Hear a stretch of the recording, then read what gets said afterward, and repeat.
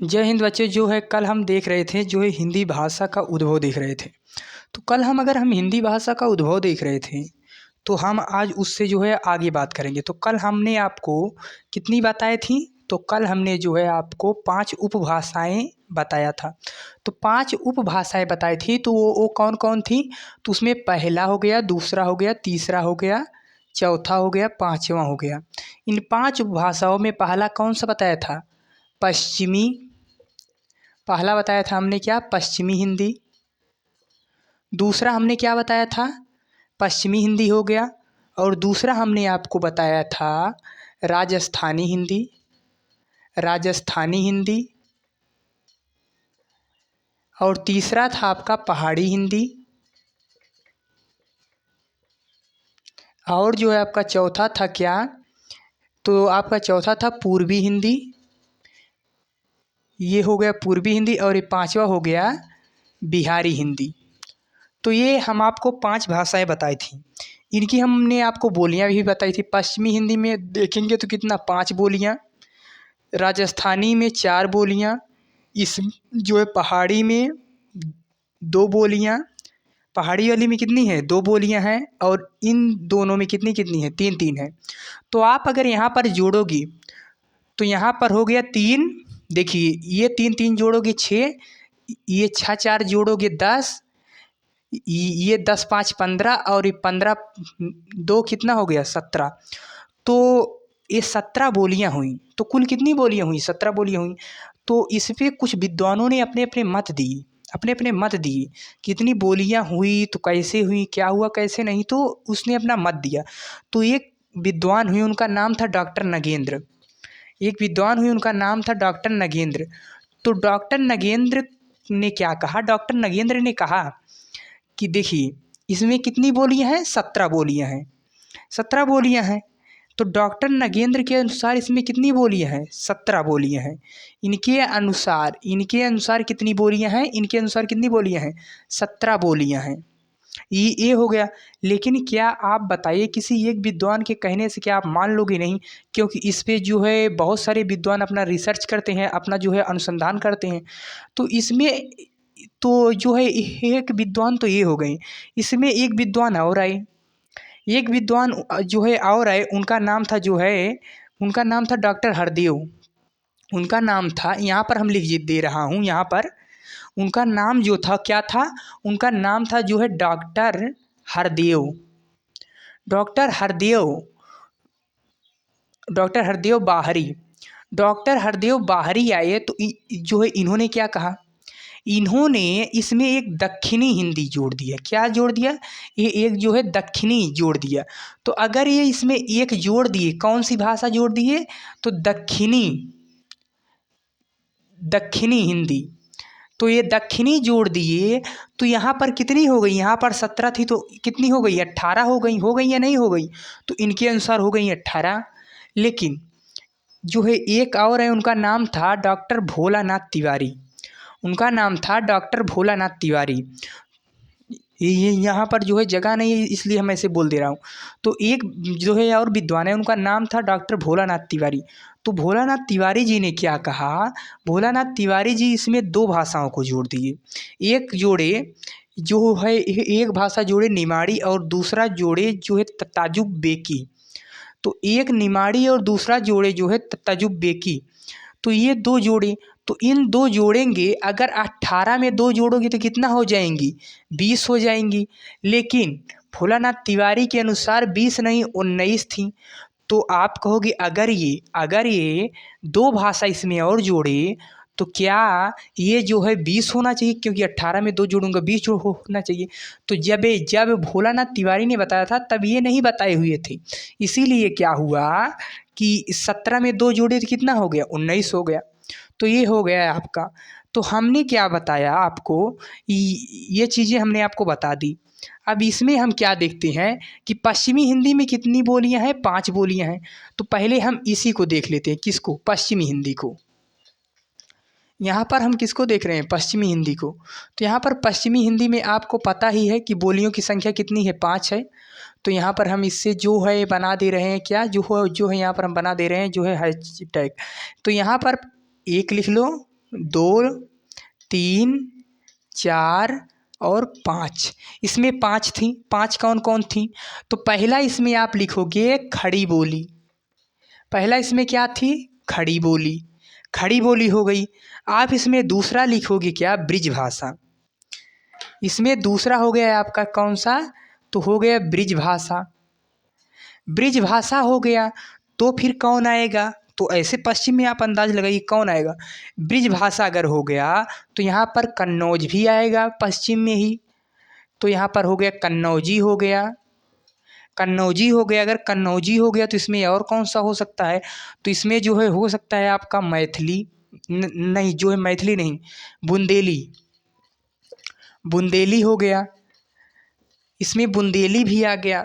इसमें जो है हरियाणवी आएगा। क्या आएगा? जो है हरियाणवी। हरियाणवी क्या आएगा? जो है हरियाणवी। तो ये हो गया है आपका पश्चिमी हिंदी की भाषाएं। तो हम आज क्या देखेंगे, अगर आप इन्हें नोट करना चाहें तो जो है नोट कर सकते हैं। हम अब इसमें देखेंगे खड़ी बोली का। खड़ी बोली का इतिहास देख लेते हैं। तो खड़ी बोली का अगर हम देखेंगे तो खड़ी बोली के अगर हम पहले कवि देखें, खड़ी बोली देखिए, पहले आप ये देखिए कि खड़ी बोली इसका नाम क्यों पड़ा। अगर इसका खड़ी बोली नाम पड़ा तो इसमें कुछ विद्वानों ने अपना मत दिया। जैसे हम हो गया तो यहाँ पर हम आज जो है पढ़ा रहा हूँ। तो मान लीजिए कोई ऐसा चीज़ हुआ कि सब लोग खत्म हो गए, यहाँ पर दूसरी संस्कृति आई, दूसरी सभ्यता आई। तो यहाँ पर ये बोर्ड लगा हुआ है, वहाँ पर जो है कैमरा है, वहाँ पर जो है कंप्यूटर है। तो ये सब चीज़ें जब यहाँ पर रहेंगी तो वहाँ पर जो जो यहाँ पर नई सभ्यता आएगी वो क्या करेगी? वो देखेगी। वो क्या करेगी? देखेगी। फिर वो जो है अपने अपने मत देंगी कि यहाँ पर हो सकता है कोई यहाँ पर लेक्चर देता रहा हो या पढ़ाता रहा हो, या फिर यहाँ पर कुछ और हो रहा हो। यहाँ पर कंप्यूटर रखा है तो इसका क्या काम होगा, पहले उसे पता करेंगे। तो वहाँ पर क्या लगाया जाएगा? केवल जो है अनुमान ही लगा सकते हैं। तो उसी प्रकार से विद्वानों ने इस पे अनुमान लगाया कि खड़ी बोली नाम पड़ा क्यों। तो इस पे एक हुए कौन? एक विद्वान हुए डॉक्टर धीरेन्द्र वर्मा। डॉक्टर धीरेन्द्र वर्मा। तो धीरेन्द्र वर्मा अगर देखोगे आप तो डॉक्टर धीरेन्द्र वर्मा हुए। यहाँ पर कौन हुए? डॉक्टर धीरेन्द्र वर्मा। लेकिन डॉक्टर धीरेन्द्र वर्मा जो हुए, ये डॉक्टर धीरेन्द्र वर्मा है, धीरेन्द्र शास्त्री नहीं। डॉक्टर धीरेन्द्र वर्मा जो है, इन्होंने कहा खड़ी बोली नाम इसलिए पड़ा क्योंकि अगर आप इसके अक्षर देखोगी तो आप का लिखिए, आप खा लिखिए, आप गा लिखिए, आप घा लिखिए, तो आपको इसमें ये क्या मिलेगा? खड़ी पाई मिलेगा। आपको क्या मिलेगा? खड़ी पाई मिलेगा। तो इन्होंने कहा कि इस वर्डों में इन्होंने कहा कि जो है वर्डों में क्या है? वर्डों में जो है खड़ी पाई की अधिकता होने के कारण, खड़ी पाई की क्या है? जो है अधिकता है। खड़ी पाई की अधिकता होने के कारण क्या हुआ? खड़ी बोली नाम पड़ा। ये हो गया डॉक्टर धीरेन्द्र वर्मा। दूसरे आए कौन? दूसरे आए जो है उदय नारायण तिवारी। उदय नारायण तिवारी। तो उदय नारायण तिवारी के कहने से क्या हुआ? देखिए उदय नारायण तिवारी के बारे में इन्होंने कहा कि ये जो खड़ी है, ये जो खड़ी बोली है, ये जो है क्या है? जो है कर्कश है। कर्कश है मतलब कानों में ये अधिक देर तक रहती है। जैसे आप किसी डीजे पे जाओ और वहाँ पे खूब तेज साउंड में वो जो है बज रहा हो, तो क्या होता है वहाँ पर से जब आप घर पे भी आ जाओगे तो आपके कानों में वो क्या होता रहता है? गूंजता रहता है। तो उसी को हम कर्कश कहते हैं। इन्होंने कहा कि ये जो बोली है ये कैसी है? कर्कश है। अगर ये बोली कर्कश है इसलिए हमारे कानों में क्या करती है? जो है खड़कती रहती है। इसीलिए इसको क्या कहा गया? खड़ी बोली कहा गया। एक और आए जो है धीरेन्द्र वर्मा हो गए, उदय नारायण तिवारी हो गए। हाँ, जो है एक और आए, उनका नाम था आचार्य रामचंद्र शुक्ल। आचार्य रामचंद्र शुक्ल। आचार्य रामचंद्र शुक्ल इन्होंने क्या कहा? आचार्य रामचंद्र शुक्ल ने कहा कि ये भाषा क्या है? शुद्ध है। इसमें बहुत कुछ नहीं मैंने बताया है। इन्होंने कहा कि ये भाषा क्या है? शुद्ध है। और शुद्ध है इसीलिए हम इसे क्या कहें? खड़ी बोली कहें।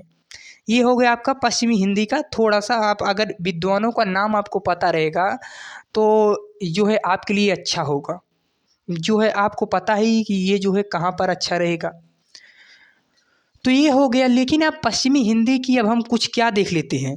अगर हम इतना देख ही लिए तो अब हम देख लेते हैं इसकी कि इसमें क्या है क्या नहीं थोड़ा सा, और जो है क्या है जो हमारे लिए महत्वपूर्ण भी है।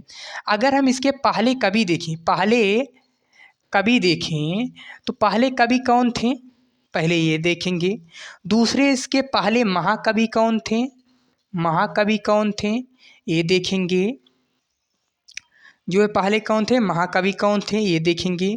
और फिर हम देखेंगे इसकी जो है इसकी पहली गद्य रचना कौन थी। और फिर हम देखेंगे इसका जो है प्रथम महाकाव्य कौन सा था, प्रथम महाकाव्य कौन सा था। और इसका सर्वप्रथम प्रयोग किसने किया, सर्वप्रथम इसका प्रयोग किसने किया, हम इतना इतना इसमें देखेंगे। तो इसके हम पहले कवि देखते हैं। तो आपको एक कवि मिलेंगे अमीर खुसरो। कौन मिलेंगे, अमीर खुसरो, अमीर खुसरो। तो अमीर खुसरो इसके क्या थे, पहले कवि थे। महाकवि की बात करें तो आपको पता होगा हरिऔध, हरिऔध, जिसे हम यहाँ पर पूरा नाम नहीं लिख सकते, हम बोल दे रहे हैं। उनका नाम था जो है अयोध्या सिंह उपाध्याय, जिन्हें हम क्या कहते हैं, हरिऔध कहते हैं। तो यहाँ पर हम लिख दे रहा हूँ केवल जो है हरिऔध, हरिऔध। फिर इसकी गद्य रचना, प्रथम अगर हम इसकी गद्य रचना को देखेंगे, यहाँ पर है गद्य रचना। तो अगर हम प्रथम इसकी गद्य रचना को देखेंगे तो वो क्या है, वो है जो है इसकी प्रथम गद्य रचना चंद, क्या है, चंद छंद। यहाँ पर जगह कम है, चंद छंद, चंद छंद बरनत, बरनत की महिमा, की महिमा, चंद छंद बरनत की महिमा। ये इसका क्या है, प्रथम गद्य रचना है। महाकाव्य देखोगे तो प्रिय प्रवास हो गया, क्या हो गया, प्रिय प्रवास हो गया। और अगर हम इसका देखें प्रयोग किसने किया तो लल्लू लाल, लल्लू लाल थे एक, इन्होंने इसका सर्वप्रथम क्या किया था, प्रयोग किया था। ये हो गया है आपका खड़ी बोली का जो था आपका टॉपिक, ये हो गया। इसमें अब हमें कुछ नहीं देखना है, बस इसका क्षेत्र देख लो। और क्षेत्र में भी कुछ है नहीं विशेषकर। यहाँ पर क्षेत्र में आपको अगर केंद्र पता है, देखिए क्षेत्र में अगर आपको केंद्र उसका पता है, किसी चीज़ का केंद्र पता है, अगर बोली क्या होती है, ये अपने आसपास ही जो है फैलती है। तो अगर आप उसका केंद्र पता है तो क्या आपको बोली नहीं पता होगी कि उस बस जो उसके जो है साइड साइड में है उनको लिख दो। तो इसका हम क्षेत्र में देख लेते हैं। तो इसका जो केंद्र है वो मेरठ है। तो मेरठ है तो मेरठ के आसपास के सारे क्षेत्र लिख दो। जैसे दिल्ली आता है, दिल्ली भी आ जाएगा इसमें। दिल्ली क्या आता है, दिल्ली में भी खड़ी बोली बोली जाती है। यहाँ पर दिल्ली हो गया। यहाँ पर आपको सहारनपुर मिल जाएगा, सहारनपुर मिल जाएगा। आपको इसमें उत्तराखंड भी थोड़ा सा आता है, उत्तराखंड भी थोड़ा सा आता है। तो यहाँ पर आप लिख सकते हो। यहाँ पर अगर आप देखोगे तो मुरादाबाद, तो जो है आप इसे जो है अपने जो है अगर आपके पास हो मैप तो उसमें, नहीं तो आप जो है गूगल से मैप निकाल के देख सकते हो। ये हो गई आपकी पश्चिमी, पश्चिमी हिंदी का ये हो गया क्या आपका, ये हो गया आपका, हमने आपका पश्चिमी हिंदी में खड़ी बोली करा दिया।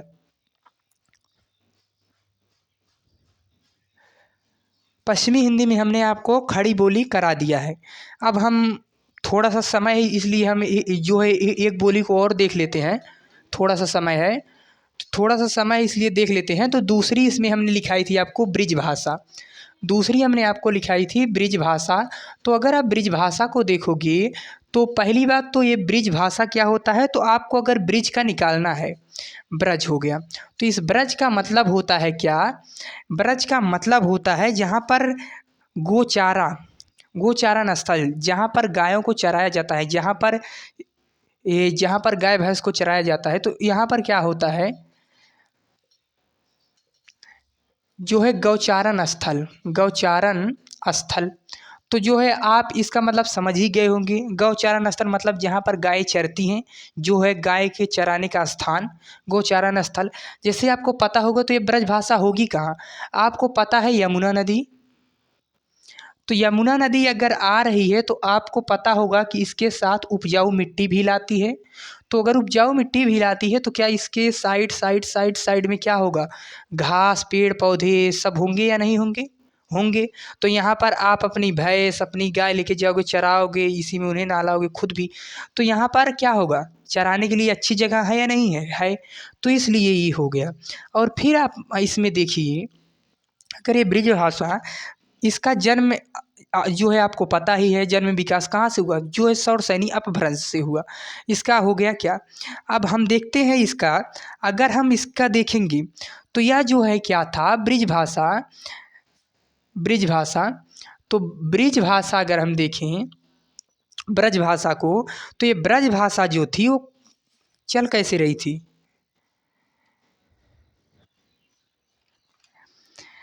ये ब्रिजभाषा था। अगर हम इसको मध्यकाल में देखेंगे तो यह जो है मध्यकाल में क्या थी, मध्यकाल में ये अपने शिखर पर थी, अपने क्या थी, शिखर, शिखर मतलब अपने सर्वोच्चतम पे थी, मतलब एकदम उसका शिखर था, शिखर आप समझ ही गए होंगे। तो यह अपने मध्यकाल पे अपने शिखर पे थी। फिर अगर हम इसमें प्रमुख कवियों को देखेंगे तो इसमें आ जाते हैं कौन, इसमें आ जाएंगे आपके सूरदास, सूरदास आ जाएंगे, रहीम दास आ जाएंगे, आपके बिहारी आ जाएंगे, मीराबाई आ जाएंगी, ये आपके क्या होंगे, ये आपके कवि इसमें आ जाते हैं। अब आपने एक चीज़ नोटिस किया होगा यहाँ पर कि यहाँ पर ब्रिजभाषा लिखा हुआ है, लेकिन ये तो बोली है, ब्रिजभाषा भले लिखा है लेकिन ये बोली है। इसमें भाषा शब्द क्यों लग गया, देखिए भाषा शब्द इसलिए लग गया क्योंकि यहाँ पर क्या है, ब्रिजभाषा में जो है बहुत सारी साहित्यिक रचनाएं लिखी गई, बहुत सारे साहित्य जो इस बोली में साहित्य क्या लिखे गए, जो है प्रचुर मात्रा में लिखे गए, इसलिए इसे क्या कहा दिया गया, इसमें भाषा शब्द लगा दिया गया। ये हो गया है आपका। और अगर हम देखेंगे तो ये ब्रिज भाषा कहाँ पर है, आपको पता ही है, मथुरा में। इसका जो है केंद्र क्या है, मथुरा है। तो अगर इसका केंद्र मथुरा है, इसका यहीं पर हम क्षेत्र भी कर दे रहे हैं, इसका क्षेत्र भी, तो इसका केंद्र क्या है, मथुरा है, मथुरा इसका केंद्र है। तो इसके आसपास के जो हैं वो वहाँ पर आप लिख दीजिए, जैसे इसके आसपास में है जो है, यहाँ पर है जो है आगरा है, यहाँ पर क्या है जो है आगरा है, आपका हो गया जो है अलीगढ़ हो गया, जो है अलीगढ़ का ताला जो है आपको पता ही होगा। तो इसका केंद्र क्या है, मथुरा है। तो मथुरा, यह अगर हम ब्रिज भाषा देखें तो यह ग्रामीण क्षेत्र की भाषा है, क्या है, ये जो है ग्रामीण क्षेत्र की भाषा है, ग्रामीण क्षेत्र की क्या है, भाषा है। तो ये आपका हो गया क्या, आपका हो गया ब्रिज भाषा। ब्रिज भाषा के बाद हम देख लेते हैं, इसके बाद एक और देख लेते हैं, ब्रिज भाषा के बाद एक और भाषा आती है तीसरी, वो है कन्नौजी। तो कन्नौजी भाषा क्या है, कन्नौजी भाषा का उदय भी हम आप देखोगे तो क्या कहाँ से हुआ, सौरसैनी अपभ्रंश से, पश्चिमी हिंदी से इसका उदय हुआ है। और हम कन्नौजी देखें तो यह इसका प्रमुख क्षेत्र क्या है, कन्नौज है, कन्नौज इसका क्या है, प्रमुख क्षेत्र है। अगर इसका कन्नौज प्रमुख क्षेत्र है तो इसके आसपास की जो हैं, ये कन्नौज इसका क्या है, केंद्रीय क्षेत्र है, क्या है, इसका केंद्रीय क्षेत्र क्या है, कन्नौज है। तो केंद्रीय क्षेत्र कन्नौज है तो इसके आसपास के जो एरिया आएंगे वो क्या होंगे, वही इसके क्षेत्र में आ जाएंगे। तो ये कन्नौजी भाषा हो गई। कन्नौजी भाषा की एक चीज़ और आप देख लीजिएगा, इसकी उत्पत्ति, इसकी उत्पत्ति में अगर आप देखोगे तो इसकी उत्पत्ति कैसे हुई, तो इसकी उत्पत्ति जो है कान्य कुब्ज, एक शब्द है कान्य कुब्ज, कान्य कुब्ज, कान्य कुब्ज से इसकी उत्पत्ति हुई कन्नौज की, इसकी जो है कन्नौजी की उत्पत्ति हुई किससे, जो है ये हुई जो है कान्य कुब्ज से। कन्नौजी जो है बहुत बड़ी जो है बोली नहीं है, कुछ क्षेत्र में है, आप कन्नौज के आसपास का एरिया जो है देख लीजिएगा यहाँ पर। और इसके बाद आती है कौन, इसके बाद आती है जो है हरियाणवी।